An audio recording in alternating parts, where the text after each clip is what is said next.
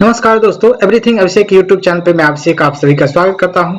यह वीडियो निश्चित रूप से बीएड के छात्रों के लिए होगा, जिसमें हम बात करेंगे असेसमेंट फॉर लर्निंग, जो कि पेपर 9 से निकल के आता है बीएड में, जो कि सेकेंड ईयर में आपको देखने को मिलेगा निश्चित रूप से। और यह बेहद ही इंपॉर्टेंट क्वेश्चन आपके साथ में लेकर के आया हूं, जो कहता है what do you mean by assessment. सबसे पहला क्वेश्चन आपको यही पूछा जा सकता है, आपको वाइवा में भी पूछा जा सकता है कि आपने असेसमेंट फॉर लर्निंग सब्जेक्ट पढ़ा, तो आपने असेसमेंट के बारे में बताइए, आपने असेसमेंट के बारे में क्या जाना, दो प्रिंसिपल को बताइए। आप कैसे बताइएगा, इसी चीज को हम इस वीडियो में जानेंगे कि what do you mean by assessment, assessment क्या होता है, आकलन क्या होता है, और डिस्क्राइब प्रिंसिपल ऑफ असेसमेंट, यानी किसी भी असेसमेंट को करने के लिए हमें कौन कौन से सिद्धांत की आवश्यकता होती है, उनका वर्णन करें। इसी चीज को हम इस वीडियो में देखेंगे। वीडियो लास्ट तक देखिएगा, बहुत ही इंटरेस्टिंग होने वाला है वीडियो। और यह क्वेश्चन जो है कि यह क्वेश्चन मैं अपने खुद से बना के नहीं लाया, यह एग्जामिनेशन में पूछा गया क्वेश्चन है। यह 2019 के एग्जामिनेशन, बीएड का फाइनल एग्जामिनेशन, और 2021 में बेहद ही अच्छे तरीके से पूछा गया था। यह क्वेश्चन 15 नंबर के क्वेश्चन में पूछा गया था, ध्यान रखेंगे आप इस बात को।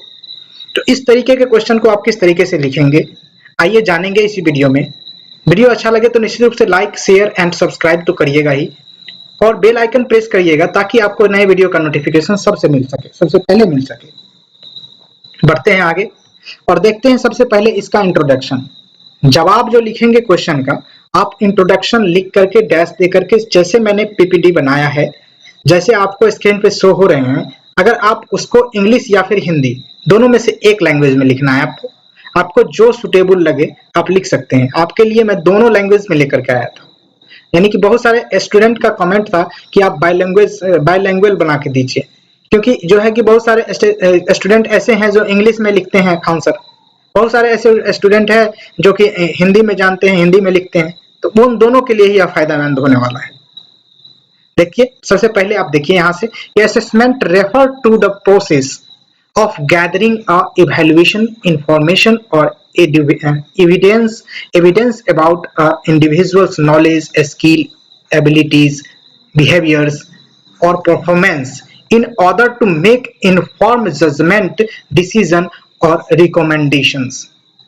जब हमें किसी भी चीज के बारे में जजमेंट या फिर डिसीजन लेना होता है, या फिर किसी भी चीज को लेकर के रेकमेंड करना होता है, तो निश्चित रूप से हमें जानने की आवश्यकता हो जाती है किस चीज की, तो नॉलेज की, इंडिविजुअल नॉलेज की, स्किल की, एबिलिटीज की, बिहेवियर की और उसके परफॉर्मेंस की। इसी बात को यहाँ पर लिखा गया है कि असेसमेंट के बारे में, और असेसमेंट उसी को कहते हैं। यहां ध्यान से देखेंगे, assessment in a commonly use in educational, clinical, professional and organization settings to measuring or analyze various aspects of person abilities or characteristics। किसी भी पर्सन के एबिलिटी और कैरेक्टरिस्टिक्स को देखने के लिए किसी भी चीज में, जैसे कि एजुकेशन क्षेत्र में हो, या फिर क्लिनिकल क्षेत्र में हो, या फिर प्रोफेशनल क्षेत्र में हो, या फिर कह लें आप ऑर्गेनाइजेशन क्षेत्र में हो, इन सभी चीजों में जब हम एनालाइज करते हैं किसी भी वेरियस एस्पेक्ट को, किसी भी एस्पेक्ट को, किसी भी परिप्रेक्ष्य को, तो निश्चित रूप से यह इस चीज को ज्ञात करने में हमें आवश्यकता होती है असेसमेंट की। इसी बात को हिंदी में देखेंगे कि आकलन से तात्पर्य कि सूचित निर्णय या फिर सिफारिश करने के लिए किसी व्यक्ति के ज्ञान, कौशल और क्षमताओं या फिर व्यवहार प्रदर्शन के बारे में जानकारी या फिर साक्ष्य इकट्ठा करने या फिर आकलन करने की प्रक्रिया है। आकलन का उपयोग आमतौर पर किसी व्यक्ति की क्षमताओं या फिर विशेषताओं के विभिन्न पहलुओं को मापने और उनका विश्लेषण करने के लिए शैक्षणिक, नैदानिक, पेशेवर और संगठनात्मक सेटिंग्स में किया जाता है। यानी संगठनात्मक सेटिंग का मतलब यहाँ पर आप समझ लें कि किसी भी ऑर्गेनाइजेशन में सेटिंग या फिर उसको नियुक्त करने के लिए, कह लें आप, इसको स्थापित करने के लिए किसी भी व्यक्ति को हमें आकलन करना होता है। आकलन में आप समझ ले तो आकलन में परीक्षा, टेस्ट सारे कुछ समा जाते हैं, यानी 12 आकलन के अंतर्गत सारा कुछ आ जाएगा आपका। आकलन में आप किसी भी सभी तरीके के चीज को आप इंक्लूड कर सकते हैं, सभी तरीके के एग्जामिनेशन को, सभी तरीके के टेस्ट को, सभी चीज इसमें इंक्लूड हो जाते हैं, ध्यान रखेंगे। नेक्स्ट आ जाता है आपका कि असेसमेंट एज एवोल्यूशन। यहाँ पर डेफिनेशन हम जानेंगे, 3 तरीके से डेफिनेशन जानेंगे इवैल्यूएशन का। तीन तरीके से डेफिनेशन को किस तरीके से जानेंगे, विथ एग्जाम्पल देखेंगे। पहला आपका यहाँ पर है, पहला आपका आ जाएगा असेसमेंट एज इवेल्युएशन। जब हम असेसमेंट कर रहे हैं किस तरीके से, इवेल्युएशन के परिप्रेक्ष्य में, तो कहता है उसका डेफिनेशन आप लिखेंगे इस तरीके से definition, assessment can B viewed as a process of evaluating or measuring an individual's knowledge, skill and performance against predefined criteria or standards। जब हम इस चीज को जाने तो कहता है यहाँ पर परिभाषा कि आकलन की पूर्व निर्धारित मानदंडों या फिर मानकों के विरुद्ध किसी व्यक्ति के ज्ञान, कौशल एवं प्रदर्शन का जब हम आकलन या फिर नापते हैं, नापने की प्रक्रिया को देखते हैं, तो इसी चीज को हम कहते हैं कि क्या, असेसमेंट एज इवेल्युएशन कहते हैं। एग्जाम्पल के तौर पे, इन high school math classes a teacher give a final examination assess student understanding and algebraic concept. The exam include questions that align with the curriculum as learning objectives. The teacher then use a grading rubric to evaluate each student performance and assign grade based on their response. हम देखें किसी भी high school में गणित की परीक्षा या फिर गणित के कक्षा में कह लें कि गणित के कक्षा में एक शिक्षक छात्रों के बीज गणित की अवधारणाओं की समझ को जब आकलन करने के लिए एक अंतिम परीक्षा देता है, तो परीक्षा में ऐसे प्रश्न शामिल होते हैं जो कि पाठ्यक्रम और सीखने के उद्देश्य से जो मेल खाता है।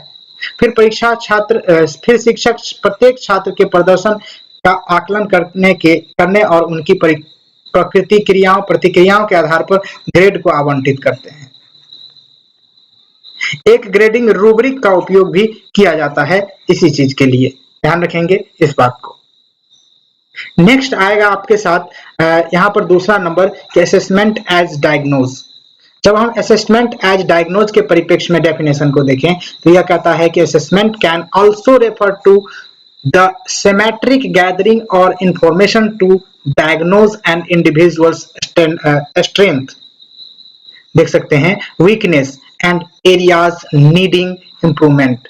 यानी जब हम असेसमेंट लेते हैं किसी भी चीज का डायग्नोज के परिप्रेक्ष्य में, निदान करने के परिप्रेक्ष्य में, उसके सॉल्यूशन करने के परिप्रेक्ष्य में, तो उसका इंडिविजुअल स्ट्रेंथ क्या है, उसका कमजोरी क्या है, उसका एरियाज क्या है और उसकी जो जरूरत होती है इम्प्रूवमेंट को, वह आंका जाता है।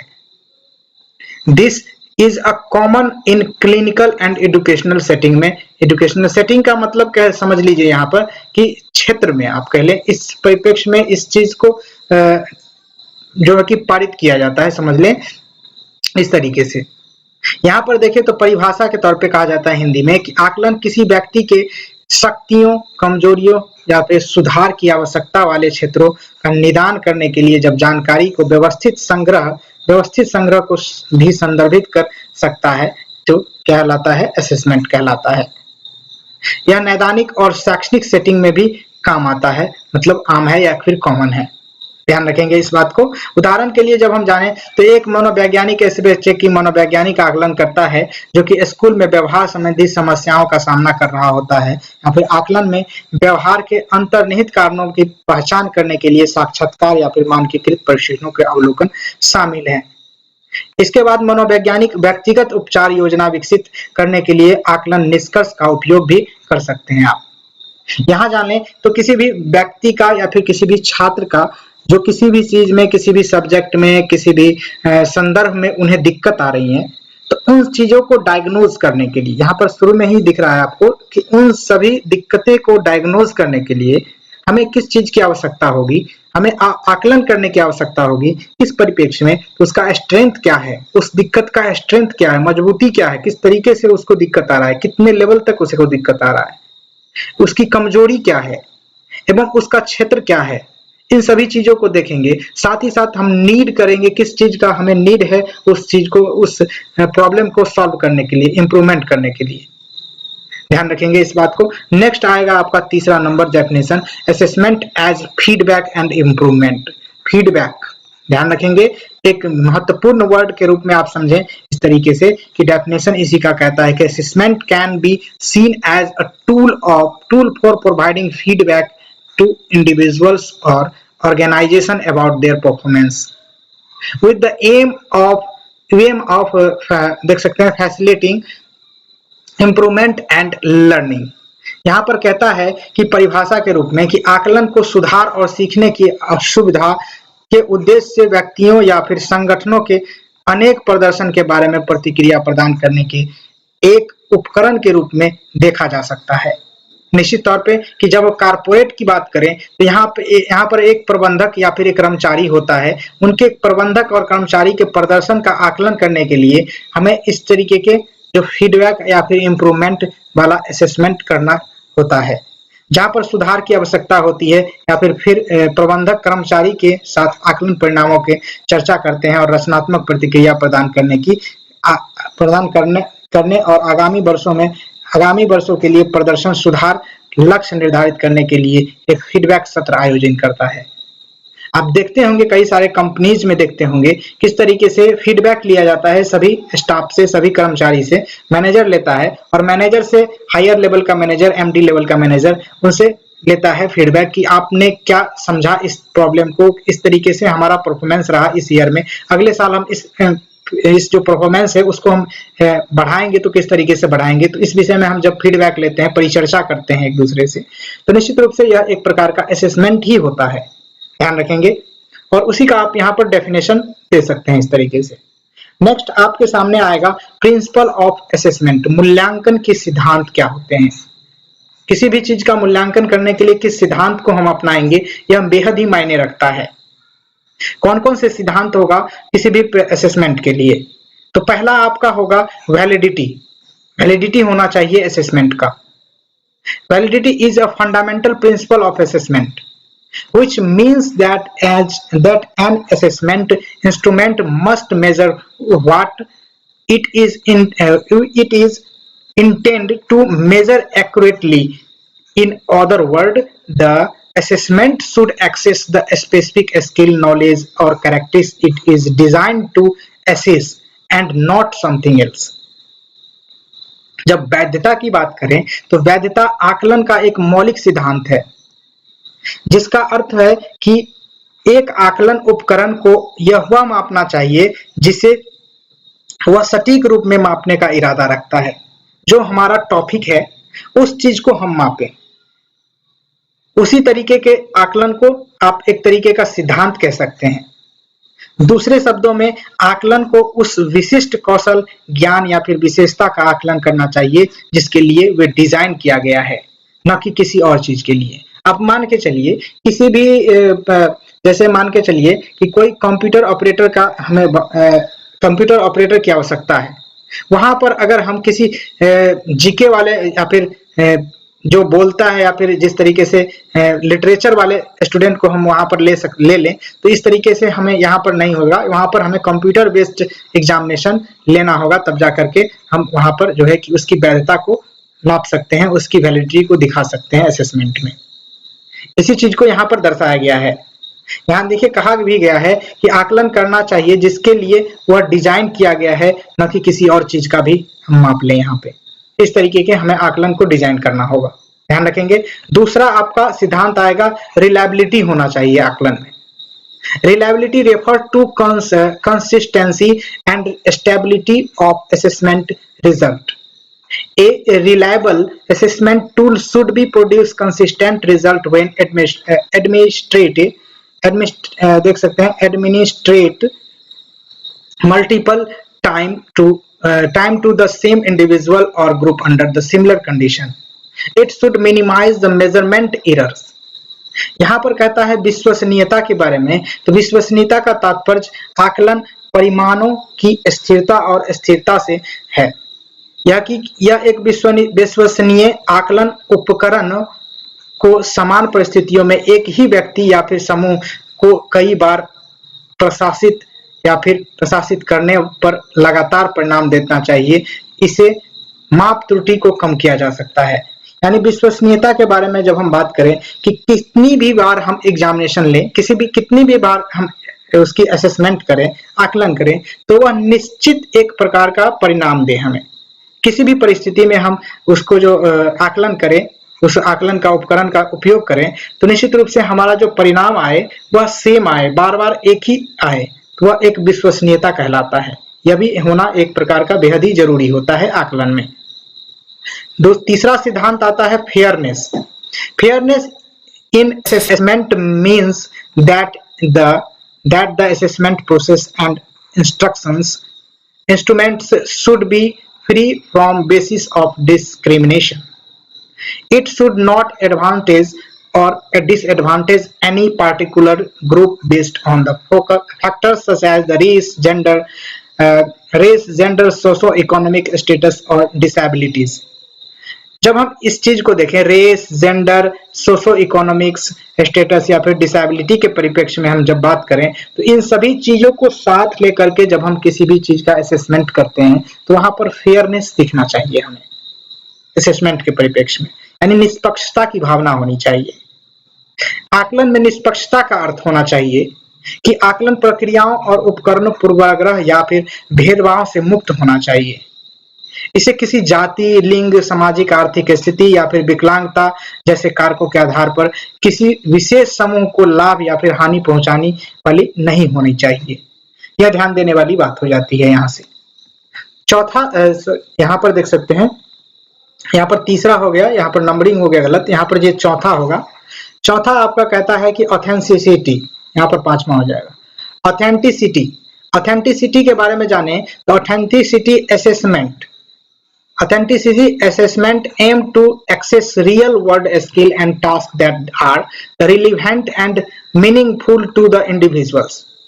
It often involves the practical hands-on tasks that reflect the skill and knowledge needed in a real life situation. जब हम बात करें ऑथेंटिसिटी की या फिर प्रामाणिकता की बात करें, तो प्रामाणिकता आकलन का उद्देश्य वास्तविक दुनिया के कौशल और कार्यों का आकलन करना है, जो कि व्यक्ति के लिए प्रासंगिक और सार्थक होना चाहिए। इसमें अक्सर व्यावहारिक एवं व्यावहारिक कार्य शामिल होते हैं, जो फिर वास्तविक जीवन स्थितियों, आवश्यक कौशल और ज्ञान को दर्शाते हैं। निश्चित रूप से आप जानेंगे, किसी भी असेसमेंट में प्रामाणिकता की आवश्यकता होती है, उसकी प्रमाण की आवश्यकता होती है कि हमने जो असेसमेंट करा उसकी क्या प्रामाणिकता है, उसकी क्या ऑथेंटिसिटी है।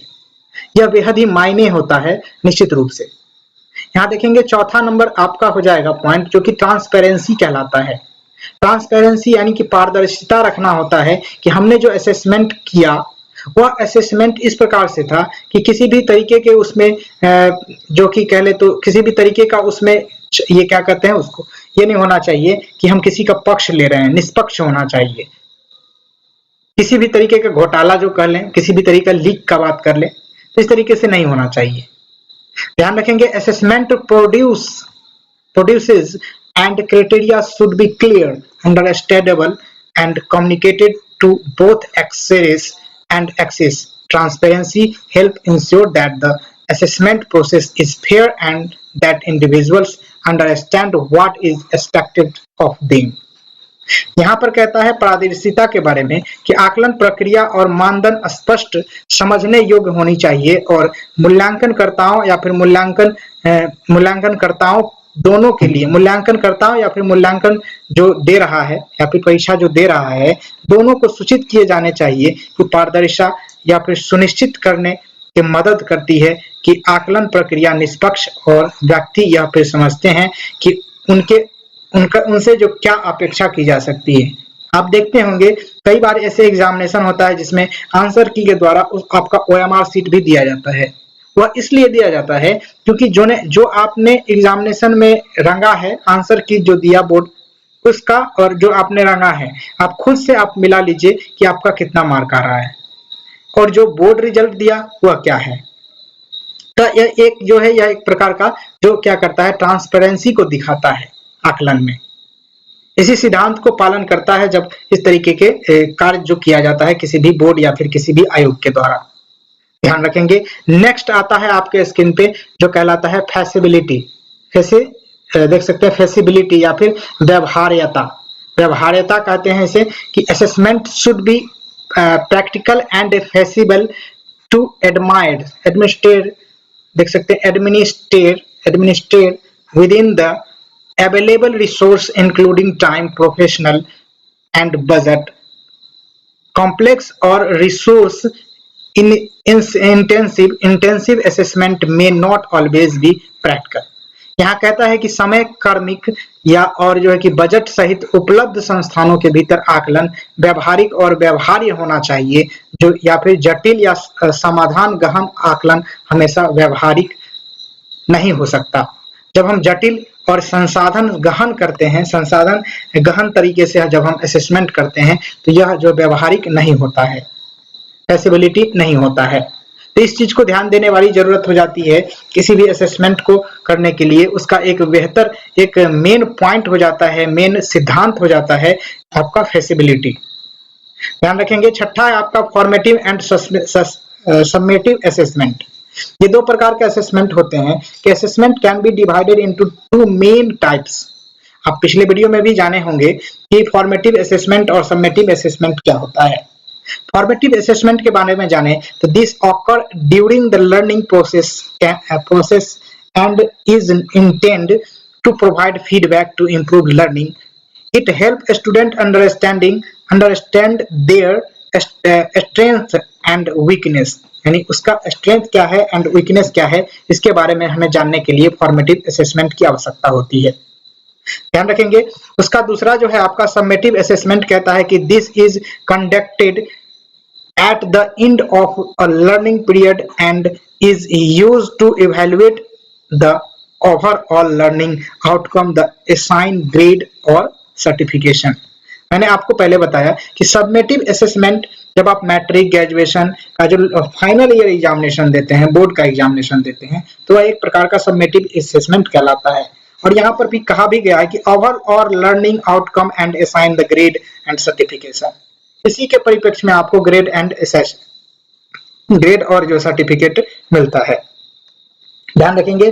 नेक्स्ट जो है कि इसी तरीके से इसमें देखेंगे तो इसकी हिंदी में भी दिया गया है कि रचनात्मक आकलन। मैंने तो आपको समझा ही दिया, आप देख लीजिए। अगर आप ये पीडीएफ लेना चाहते हैं तो निश्चित रूप से आप इस वीडियो के कमेंट बॉक्स में, या कमेंट बॉक्स में नहीं, डिस्क्रिप्शन में जाइए, वहां पर आपको एक व्हाट्सएप का लिंक मिलेगा, व्हाट्सएप चैनल का लिंक मिलेगा, जिससे के तरीके से आप जिससे हमें डायरेक्ट आप जुड़ सकते हैं। जिसके तरीके से आप निश्चित रूप से वहां कमेंट बॉक्स में उस लिंक पर क्लिक करके आप इस पीडीएफ को डाउनलोड या फिर देख सकते हैं, या फिर मेरे टेलीग्राम पर भी उपलब्ध रहेगा ये, ठीक सकते हैं।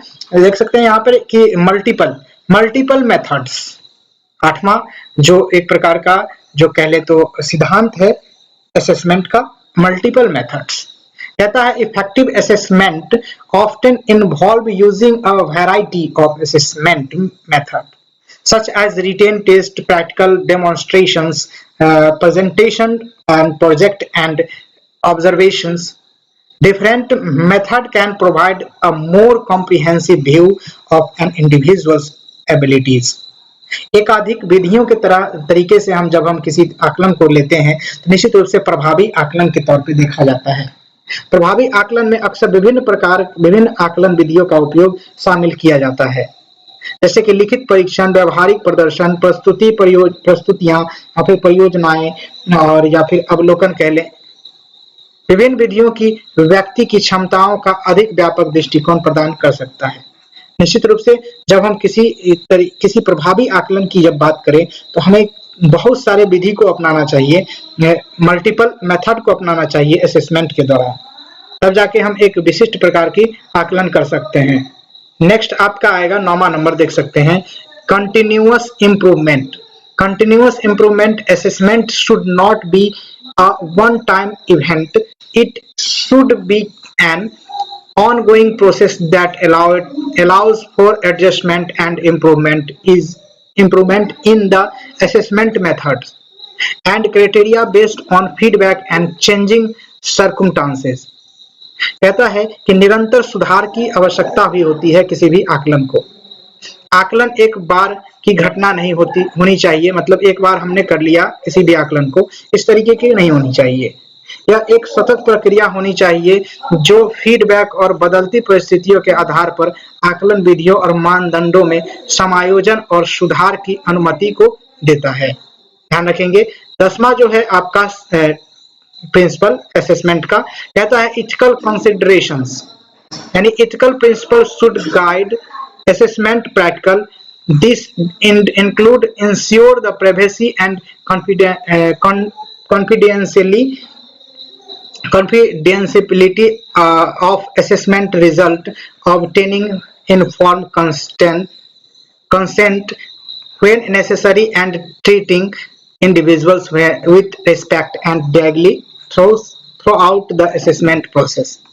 यानी इथिकली कंसिडरेशन की बात जब करें, नैतिक विचार की जब बात करें, तो यहाँ से निकल के आता है नैतिक सिद्धांतों को आकलन प्रथाओं का मार्गदर्शन करना चाहिए।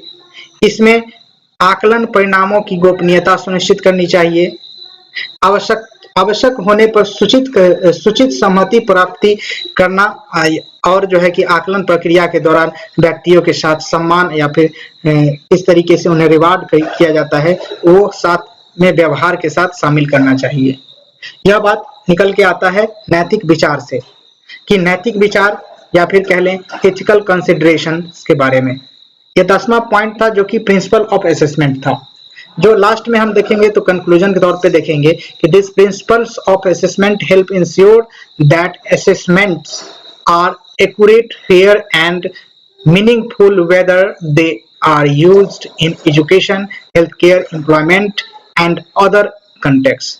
हम किसी भी जो है असेसमेंट की बात करें तो उसकी प्रिंसिपल की बात करना लाजमी हो जाता है, और वह असेसमेंट चाहे एजुकेशन के परिप्रेक्ष्य में हो, हेल्थ केयर के परिप्रेक्ष्य में हो, या फिर एम्प्लॉयमेंट के रोजगार के परिप्रेक्ष्य में हो, या फिर किसी भी परिप्रेक्ष्य में हो, निश्चित रूप से मायने रखता है। यह एक प्रकार का प्रिंसिपल जो कि निर्धारित करता है हमें कि अपने आकलन को किस तरीके से करना है।